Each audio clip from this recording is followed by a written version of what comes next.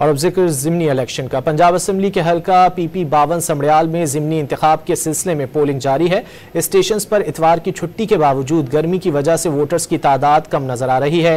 गर्मी की शिद्दत में कमी आने पर दोपहर से वोटर्स की तादाद बढ़ने का इम्कान है।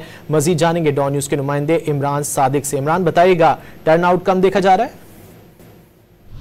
जी बिल्कुल, सूबाई असम्बली के हल्का 52 में ज़िमनी इलेक्शन जो है वो आज हो रहा है और इस में जो पोलिंग का सिलसिला जो है वो सुबह 8 बजे शुरू हुआ था और शाम 5 बजे तक बिला तअत्तुल जारी रहेगा।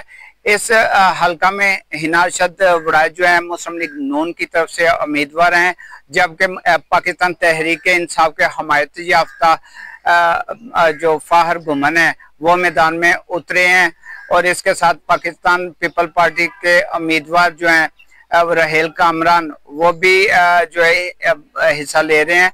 और यहाँ जो उम्मीदवारान है वो 15 उम्मीदवारान है जो आज़ाद हैसियत से भी हैं और तहरीक लब्बैक के जो उम्मीदवार हैं वो भी मैदान में उतरे हैं।